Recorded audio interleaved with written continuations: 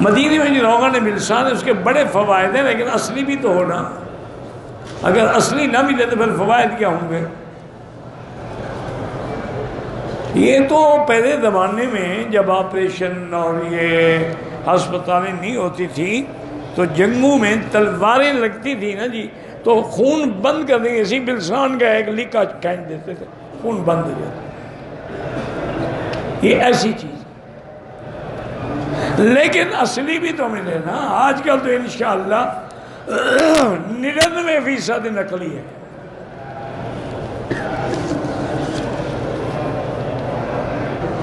ہمارے یہاں موسمی پرندے آتے ہیں، تلور وغیرہ، ان کا شکار بالکل جائز ہے۔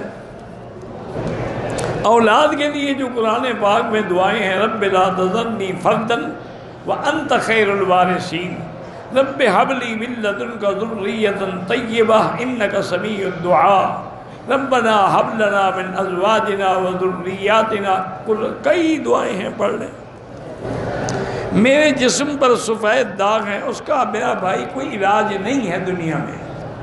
اللہ کے نبی نے بھی پناہ مانگی ہے کہ اللہم انا نعوذ بک عن البرص والجنون والجذام وعن سیء الاسقام۔ اس کا علاج کوئی نہیں، اللہ سے دعا مانگتے رہیں، زمزم لگاتے رہیں، اللہ چاہے شفا دے دے۔ میری شادی کو 12 سال ہو گئے، میں ایک دوسری لڑکی سے بہت محبت کرتا ہوں، بات بھی کرتا ہوں، شادی کر لو اس سے، ایسے باتیں کیوں کر کے گناہ گار ہو رہے ہو؟ غیر محرم سے بات کرنا حرام ہے، ناجائز ہے، پھر منہ کالا کیوں کر رہے؟ شادی کر لو دوسری، پتہ لگ جائے گا تمہیں کتنا محبت کرتی ہے۔ اور کھانے پینے کے لیے لڑکیاں سب کو بیوقوف بناتی رہتی ہیں۔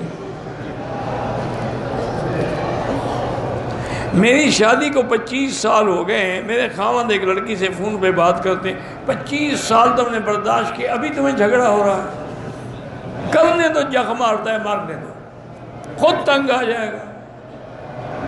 تم جتنا جلو گی وہ اور جلائے گا۔ اس کو کہو میرے سامنے بیٹھ کے بات کرو، اور اس کو بلاؤ، مجھے زیارت بھی کرواؤ اپنی محبوبہ کی۔ خود بخود ٹھیک ہے، خام خواہ تم چڑو گی وہ اور کرے گا۔ وہ کسی مرد سے بھی کر رہا ہو تمہیں سنانے کے لیے کہہ دے گا میں اس سے کر رہا تھا۔ میت کے گھر میں دور سے مہمان آتے ہیں، ان کو 3 دن تک کھانا نہیں کھانا چاہیے۔ آتے ہیں تو اپنا ہوٹل میں کھائیں۔ یہ تھوڑا ہے کہ میت کا پہلے بندہ مر گیا اور یہ اور عذاب بن کے آ گئے کھانا کھانے کے لیے، یا پھر ہمسائے جو ہیں ان کے گھر میں کھانا پہنچائیں۔ یہاں دیکھا ہے نا، عرب میں یہی رواج ہے کہ جب میت ہو جاتی ہے نا تو وہ دوست تقسیم کر رہے تھے، ابھی آج رات میں کھانا لاؤں گا، دوسری رات وہ لائے گا، تیسری رات وہ، دیگیں پکا کے لاتے ہیں، سینکڑوں بندے کھاتے رہتے ہیں۔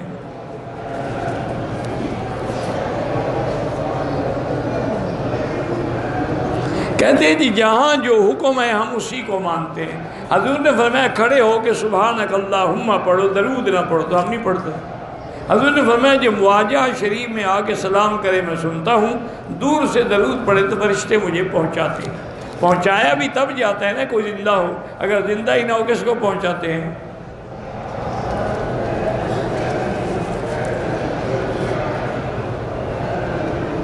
کہتے ہیں کہ معلم میں لکھا ہے کہ صفا کے بعد تو مستحب ہی لکھا ہے نا، سنت تو نہیں ہے۔ چوتھی تکبیر اللہ مغفر لحینا پڑھے، اطفال کا پڑھے، جو بھی پڑھو وہی دعا سب کے لیے ہے، حینا و میتنا و شاہدنا و غائبنا و صغیرنا کبیرنا ذکرنا انسا، سب کے لیے۔ نہ بھی پڑھو نا، صرف تکبیریں کہتے رہو، ارادہ ہو جاتا ہے۔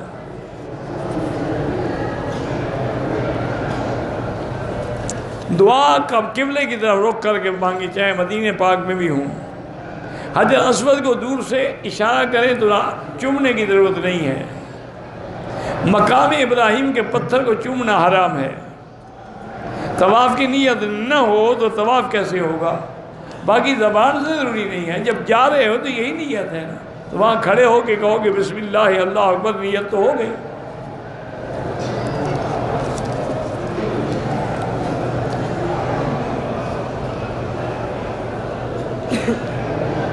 کہتے کہ آج ہوٹل میں ایک عقیدے کے مفتی صاحب نے کہا ہے کہ جو حیات انبیاء کے قائل ہیں وہ کافر ہیں، اللہ ان کو ہدایت۔ ہم کسی کو برا نہیں کہتے، اللہ تعالیٰ ان سب کو ہدایت۔ نفلی طواف کے 2 چکر کی والدہ کا فون آیا تو طواف کے میں نے 2 نفل پڑھے، طواف ہوا ہی نہیں تو 2 نفل کس بات کے؟ واپس آ کے طواف کرو 7 چکر، 2 چکر ہوا تو کوئی طواف نہیں ہوتا۔ ایک شخص نے 5,000 ریال دیے تھے امانت کے طور پر، تو میں نے اس کا اپنا امانت واپس کرنا چاہا تو اس نے کہا کہ میں نے تم کو 3,000 ریال دیے ہیں۔ میں نے اس کو بار بار سمجھایا کہ تم نے 5,000 دیے، بہرحال جتنا کہتے ہیں اس کو دے دو، باقی خیرات کر دو۔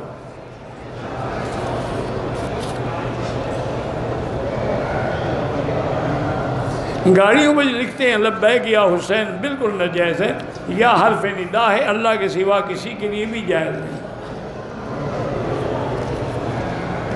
عشاء جماعت کا امتحان بالکل صبح صادق سے پہلے پہلے پڑھ سکتے ہیں، افضل ہوتا ہے کہ 12 بجے رات سے پہلے پڑھ لیں۔